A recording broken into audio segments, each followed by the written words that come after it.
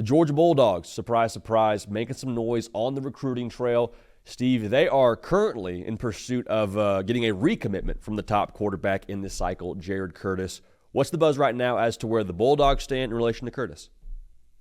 Well, I think you're excited about your potential move that you can make this week with the number one quarterback in the country, five-star from Nashville Christian, Jared Curtis, a one-time commit that wanted to reopen his process and continue to evaluate other programs, but continue to keep Georgia amongst his top programs. And it's been a bit of a back and forth behind the scenes with Georgia and Oregon. I think the Ducks have the momentum right now, but if you're Oregon, you're worried that he's about to spend 3 days in Athens because there was some buzz that maybe Oregon could have gotten him in the fold before these visits, but now he's out. He went to Oregon for 3 days with his family, had a phenomenal visit to Eugene, continues to feel very comfortable with offensive coordinator Will Stein, Dan Lanning, that offense, that program, where they're at, the trajectory, the type of players they recruit, the environment in Eugene. It was a great visit. The family loved it.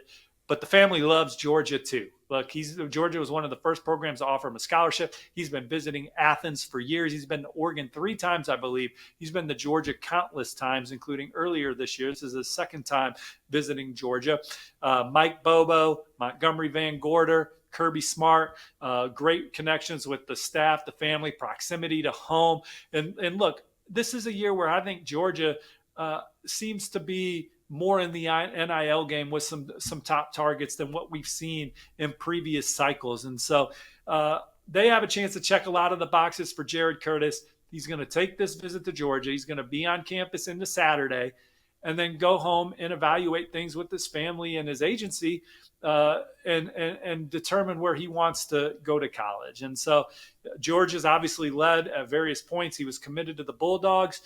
The way that Georgia has recruited on the offensive line, wide receiver, tight end, running back, these are all things that Georgia is going to flex this weekend and trying to remind Jared Curtis why he would be most successful in Athens while doing it closer to home. And I think if you're Dan Lanning, Oregon and company, you feel good about your position, but you don't feel good about him spending 3 days at Georgia. And Dan Lanning, the former Georgia defensive coordinator, knows as well as anybody the way Kirby Smart and his staff can close recruits. And if you spend 3 days with Kirby Smart, he's really going to make you feel at home between the hedges. Yeah, I can't imagine anybody that's recruiting against Kirby Smart really sleeps all that soundly at night. But speaking of quarterbacks, Jaden O'Neal, the Oklahoma commit, was previously on campus in Athens. Where do things stand there, Steve? Well, Georgia is really moving up the list for Jaden O'Neal. He's currently committed to Oklahoma, but that recruitment is on thin ice right now with the Sooners. Jaden O'Neal spent a couple days in Athens, him and his family, in Circle of Trust, and I'm told that they had a great visit and an official visit is in the works. Now, certainly, if Georgia lands Jared Curtis, we could see Jaden O'Neal pivot to Florida State or Arizona or some of these other programs. But right now, Georgia has momentum with Jaden O'Neal as well. When you talk about the quarterback position for Mike Bobo and how they operate offensively, I mean, the past couple of years, they've thrown the football a lot. How crucial is it for Georgia to get one of these guys in the boat in your mind, Steve? Well, I hate to say, I mean, look, you want to have your quarterback room stockpiled with talent, but I never want to say a recruit is make or break for a program like Georgia, the defending SEC champs, two-time national champs under Kirby Smart. You just want to continue to have really talented players in your quarterback room. When Carson Beck went down last year, Gunnar Stockton gave him an admirable performance. And there's a lot of high expectations and excitement around Gunnar Stockton this year, his first year as a starter. But if Carson Beck doesn't go down, Georgia probably wins that game against Notre Dame. And they're playing against Ohio State for the national championship. So the quarterback room is so pivotal. And I think that, we've seen Georgia develop guys that were unheralded at the position and see them go on to be champions under center.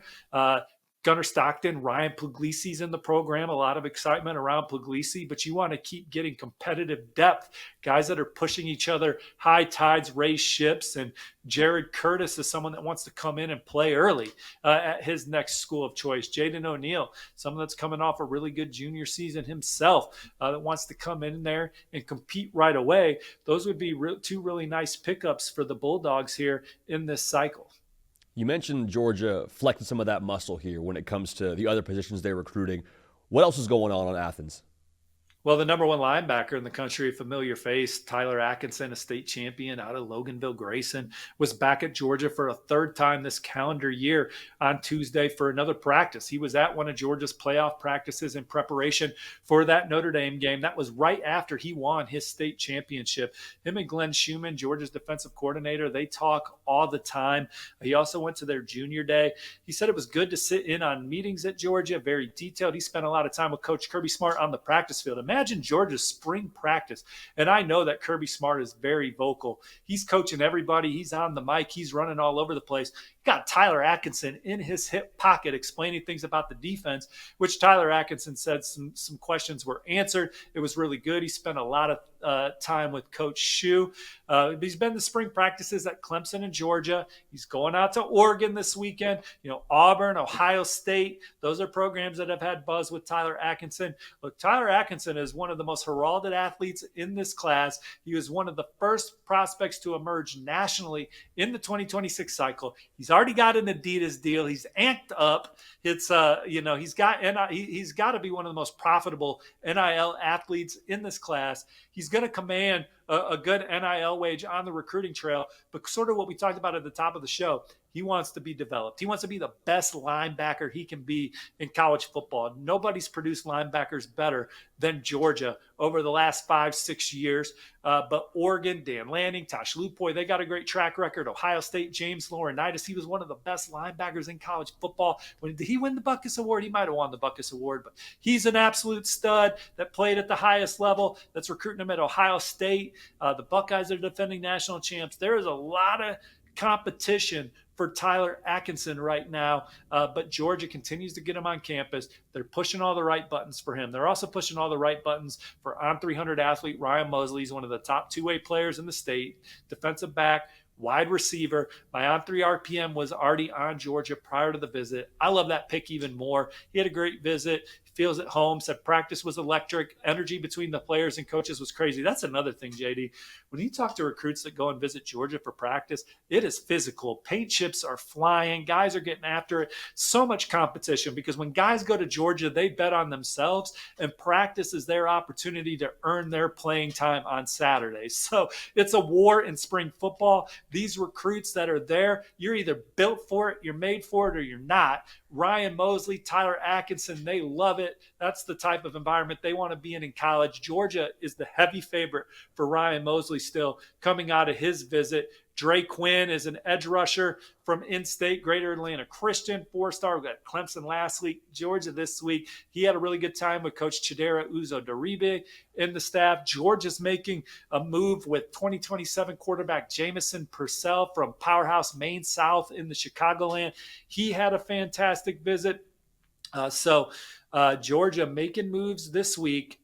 They have Calvin Russell, an on 300 receiver, on campus today. Syracuse, Miami, some of his favorites. But Georgia, they landed one of the best receiver classes in the country last year. They want to do it again this cycle under James Coley and company. That's kind of where that's another area where Georgia, they're shooting 68 on the course, but you got to shoot 66 every round to win the national championship. 67 receiver, where they want to be more consistent. Another big cycle for them at the position after hitting big in the portal and on the trail a year ago. Yeah, one thing's for sure, Steve. I'm not even touching 60 anything if I'm ever out there on the golf course. But good to hear that Georgia is maintaining that national title standard as we expected for Kirby Smart on the recruiting trail. Georgia Bulldog fans, make sure you're subscribed. All the intel here, want y'all a part of it. Great stuff from Steve and Josh and everyone else part of the On3 team here, so make sure you are dialed in.